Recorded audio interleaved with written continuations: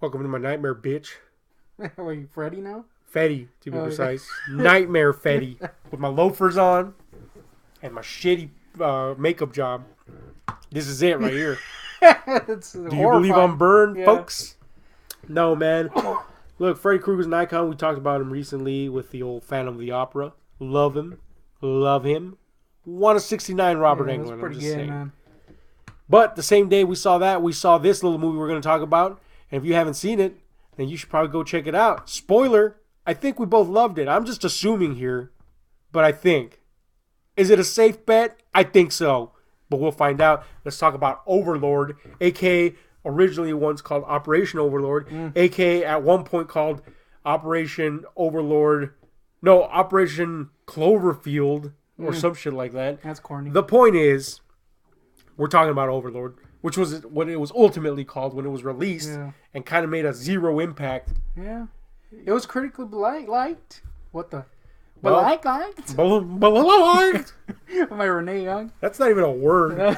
Anyway, let's talk about this bad boy, man. Overlord was brought to us by Bad Robot Productions, which of course we know is led by J.J. Abrams, which puts a particular stink on your movie. If you like J.J., then you're all like, I'm going to go watch that movie, Bo. Yeah, if you don't. If you don't, then you're like immediately going to hate it or some I shit. hate Star Wars now.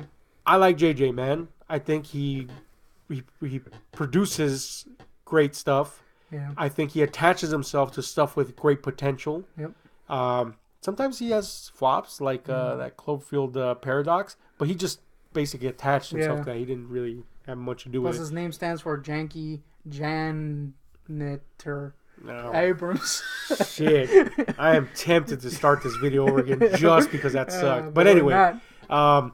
yeah, JJ is, whether you like him or not, is a big mover and shaker. Yeah. And creatively, man, I think the guy is, one of those people that is so far kind of untouched. He's in his own field. He's in a field of his own, I'd say. He produced this. He was behind this in terms of making it steamroll ahead. But the director is basically a novice. Only had about a movie or so under his belt, I think. So I'm kind of looking forward to see what he brings. If you haven't seen this movie, its plot is pretty fucking simple. It's not even like a complex. It's not even a anything. plot. It's basically a squad of paratroopers gets dropped behind enemy lines in occupied France during World War II, and they have a mission to destroy a communications tower in this village. Lo and behold, they discover, after much travail, that there's a lot going on vis-a-vis the Nazis and their diabolical experiments in that village. Ghouls. Enter action. And ghouls. And ghouls. Yeah. Look, man. I'm going to just put this out there right now, and I'm going to use my fucking, Sun Hua that doesn't work to say it. This is how you make a movie that's an unabashed, balls-to-the-wall popcorn muncher. There is no substance to this movie. There is no ulterior motive. There is no message. This is just sit on your fucking ass for a couple of hours and go, fuck, that was badass. So take note, Transformers movies of the past. I'm not counting Bumblebee because I haven't seen it and apparently it's okay, whatever. Take note, Michael Bay. Let's say it that way. Yeah. This is how you make a fucking movie that's just brainless entertainment that doesn't insult you. Just putting that out there. What's your thoughts on this flick, man? I thought it was pretty good. If we ever make merch, that's going to be one of them. It's okay. I thought it was pretty good. Is that legitimately your thought, though? No, yeah, it was pretty good. I liked it. I enjoyed it. Is that like a vivacious? It was pretty good. Or it was a fun flick. This sounds very unengaged. So we're gonna explore this further. Okay. And we're gonna talk about the pros and the cons. This is an alternative history type of movie. Big pro for me. I love alternative history. It's such a fertile ground for possibilities. Alternative history feeds your imagination on its own. If you're familiar with that frame of time, your mind spins off on its own. And seeing it altered in a variety of fun ways is like a fucking kitten with a fucking ball of yarn, man. For me, I love alternative history, and this is one of those movies, man. This basically posits that the reason D-Day happened at all was because of this crazy fucking shit. The movie. You know what I'm saying? Love that. That's my first big pro. What's a little pro for you, bro? Pro for me, bro, is the opening scene with all the people in the freaking airplane. And you get that extended scene of them falling, of the main character falling. That shit was pretty damn great. And the little nuts were going in all the way down. It was pretty cool. Going hand in hand with that scene is gonna lead into my second pro, which is this is an immersive experience. That opening scene being the ultimate example of that. You're thrown into this, boom, smack dab into it, and it does not let up. If somehow your attention fades during this movie, you're a retard. I'm sorry. You deserve to be in a little yellow bus, and not with the cool retards. The cool mentally incapacitated, let's call them that. The other one, because you're the retard. They're listening to Cumbia Kings. Yeah. This movie is literally, it's basically a video game of a movie. Every fucking Nazi is the bad guy video game movie. It kind of reminded me of like Wolfenstein, the reboot.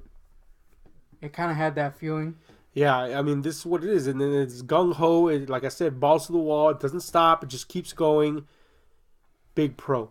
So yeah, let me throw another pro for you. I don't know if you'll agree with me on this because you sure as hell didn't like it in Kong Skull Island. But I love movies that have a troop, a squad, a platoon, like Predator, Kong Skull Island, where each character is basically representative of a single characteristic. They don't need big, immersive characters. They're just representing one thing, and that's their story arc. And that I love that when they do that and they pull it off. And this movie pulled it off. Yeah, I think this one does pull it off. I didn't feel too hot about Kong, but in this one, it works. This so one, like, right. See, that's why I'm kind of confused. You got to revisit Kong, just for the monkey, though. And because I want to hear it with loud-ass sound. But the point is, that's why I'm kind of vexed. Because that's why I didn't know whether you were going to react well to that or not. Because these characters are thinner than anything in Kong or Predator. It's basically basically the guy that has heart, the guy that is all business, and the guy that puts up a facade but really is a sweetheart, and then cannon fodder people. Yeah, that's it. And the badass chick. But I completely lost what I was going to say. But Renee Young'd. I think the reason it works is because of the pace of the movie in this, and because you don't need much else. You know what I mean? So yeah, it's perfectly fine that there isn't any depth to the characters, basically, and even then you do get a little bit with the main character. Well, you get the requisite depth for these characters. So yeah, it works in this. Yeah, man, I love movies that do that and pull it off because usually they're action oriented or spectacle oriented, and the spectacle is the star of the show. So the characters need to be kind of taking a little back seat, but still be people that you empathize with.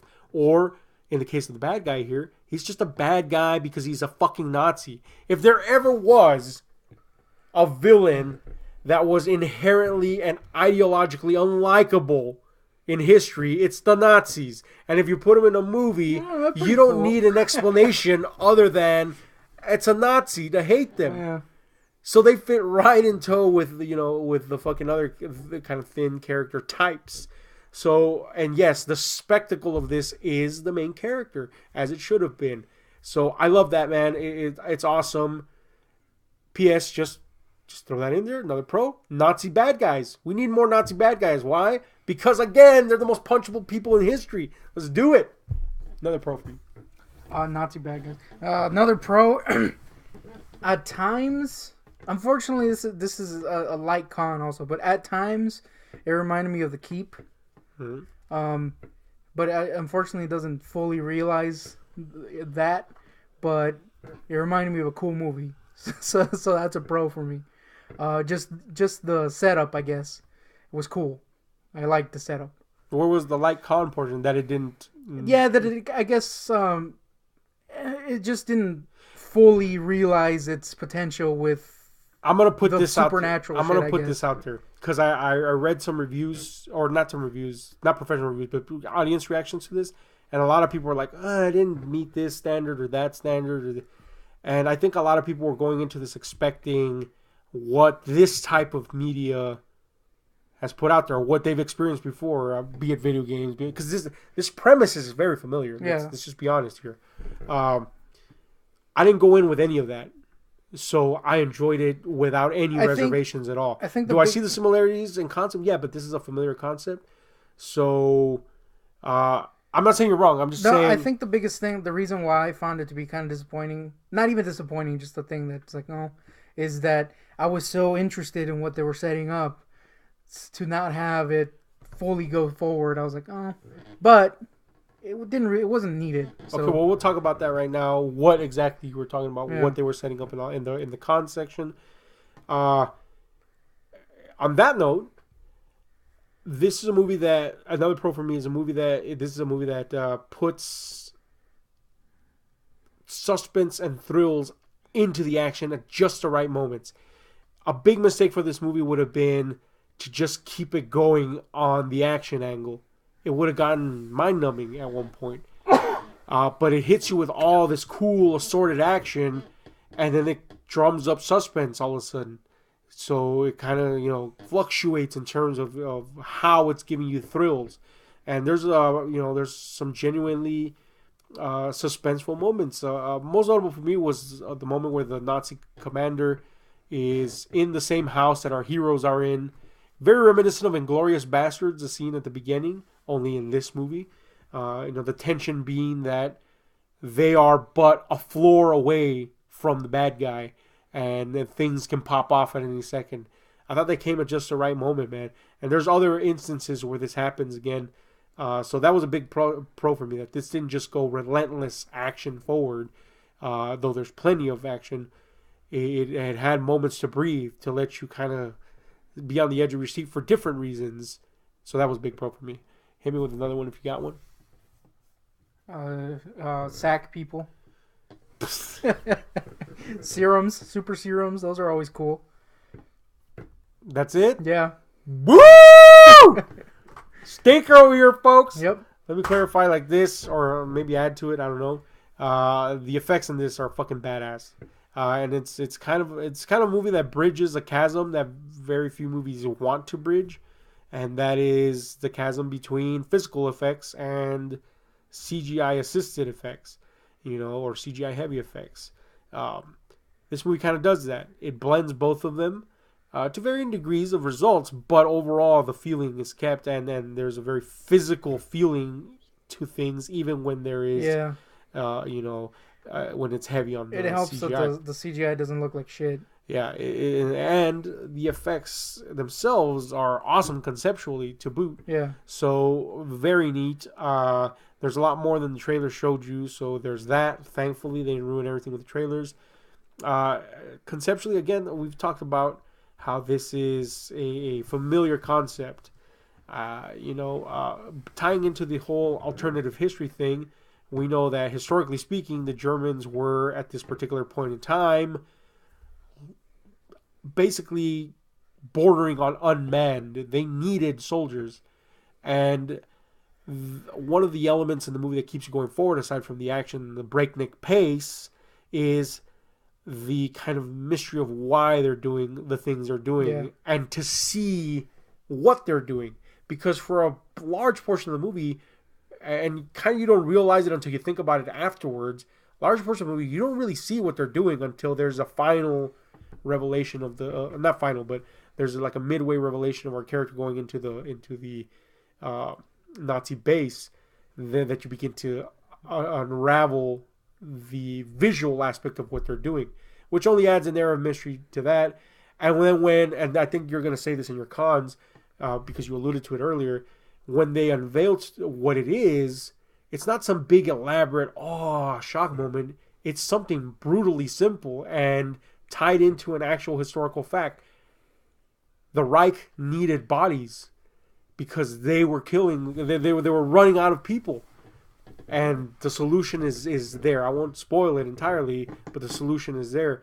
And I thought that, and the way it's delivered, that was it. I mean, there was like a brutal simplicity to it, just like the movie is kind of brutally simple. This is why we're doing it, and we don't. Yeah, that was cool, man. And I'm gonna round out my pros just in case you got another one with the main character.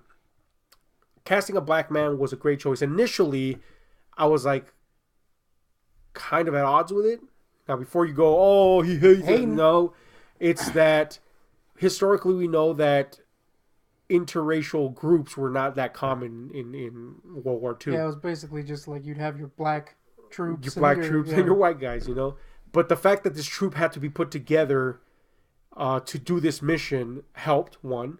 Two, once you get to kind of know what this character's single arc is, he's the character that I aforementioned was just all heart. He is literally all heart. And making him a black man in a place where he literally cannot blend in ever, and he's the odd man out on both sides, theoretically, and literally with the Nazis, it really added a layer of empathy towards him and a layer of, you just kind of, yes, please, get to the, yes, survive. And he was literally a hero on his own, not just as a character, but adding this particular, what we know was a social stigma back then, really added a substance to him. And, it kind of added to the relationships he had with people. It made them sweeter. It made them crueler in the sense of the Nazis. So that was pretty cool, man. I really like that. Big kudos on that. And all the other actors were pretty fucking awesome, too. The bad guy was cool as shit. The Nazi doctor was as you would expect a Nazi doctor to be. Yeah. The badass chick was badass. The cool, all business leader was fucking amazingly cool. So yeah, everything just clicked with the characters. Any final pros you want to throw out there? No.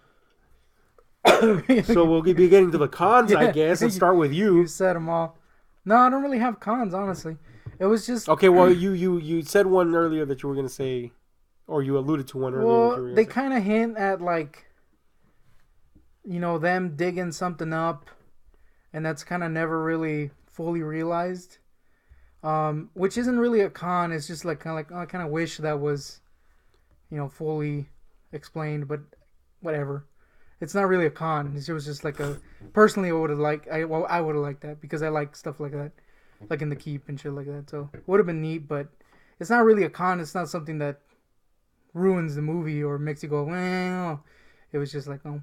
I liked it for this reason, and what he's referring to is there is an allusion to something underground that is the source of their diabolical Nazi science. I like that because the ending addressed it the way it should have been. Yeah, that goes back ultimately, it doesn't matter. It goes back. Yeah, it goes back to that hero being such a strong character, as he should be in that role, and he's basically confronted with the choice of revealing that there is something more there or not, and he makes a choice that just really makes you go, yes, that is a genuinely good fucking dude, and so. That allayed any misgivings I might have had about that. Yeah, that's ultimately why I don't think it is a problem, because it's not important. It just would have been cool, I guess. Even if we just were the people who knew. Right.